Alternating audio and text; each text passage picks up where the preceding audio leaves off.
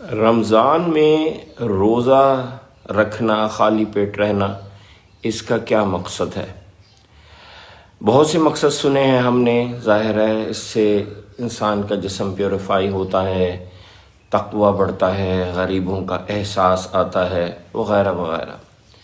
لیکن بعض عرب اسکالرس کا یہ خیال ہے کہ بہرحال رمضان میں خالی پیٹ رہنا، روزہ رکھنا، اس کا جو نمبر 1 مقصد ہے وہ ہے قرآن کا فہم.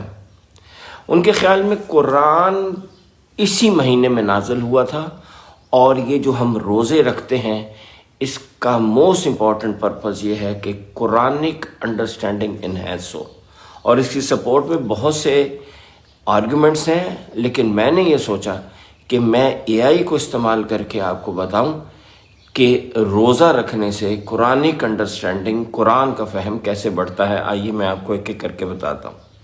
سب سے پہلا تو یہ کہ جب ہم خالی پیٹ ہوتے ہیں تو خون جو ہمارے ڈائجسٹو سسٹم میں ہوتا ہے، جس کی مدد سے ہم کھانا ہضم کرتے ہیں، وہ وہاں سے نکلتا ہے اور اس کی سپلائی دماغ کی طرف بڑھ جاتی ہے.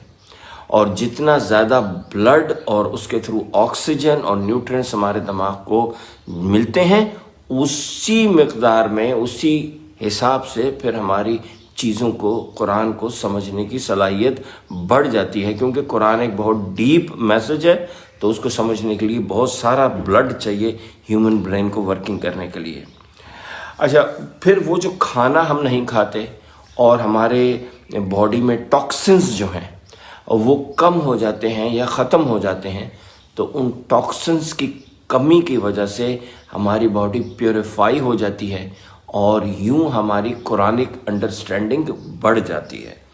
پھر لو انرجی ہماری ہوتی ہے، ہم اس سے قاصر ہوتے ہیں کہ ہم بہت ساری جگہوں پہ جائیں، گھومیں پھریں، تو وہ جسمانی طاقت کم ہونے کی وجہ سے جو ہم ادھر ادھر غیر ضروری نہیں چل پاتے، تو کیا چیز ہمیں بہت زیادہ مل جاتی ہے؟ ٹائم. تو ہم وہ ٹائم جو ہے وہ صرف کر سکتے ہیں قرآن کی انڈرسٹینڈنگ کے لیے. اس کا ایک اور جو پہلو ہے وہ یہ ہے کہ حضرت جبرائیل نے سب سے زیادہ جو ہمارے نبی پاک کو وزٹ کیا ہے، جو ان کے پاس آئے ہیں، وہ رمضان کے مہینے میں آئے ہیں. سو مچ سو کہ وہ رمضان کی ہر رات میں رسول اللہ کے پاس آئے ہیں. کس لیے آئے ہیں؟ صرف ایک کام کے لیے، قرآن سننے کے لیے. آخری رمضان جو رسول اللہ صلی اللہ علیہ وآلہ وسلم نے دنیا میں گزارا ہے، اس میں حضرت جبرائیل نے 2 دفعہ رسول اللہ سے قرآن سنا ہے اور اس کو غالباً ڈسکس بھی کیا ہے.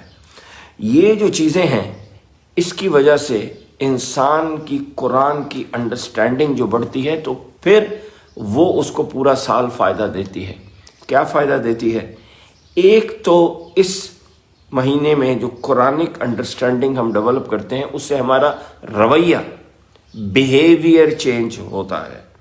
دوسری چیز کہ یہ جب قرآن ہمارے ڈیپ اندر جاتا ہے تو اس سے ہماری روحانیت میں اضافہ ہوتا ہے. اور نمبر 3 یہ کہ قرآن ایک بہت گہری کتاب ہے. پورے رمضان کی جو روٹین ہے، اس کی وجہ سے ہم قرآن کی نئی گہرائیوں سے واقف ہوتے ہیں.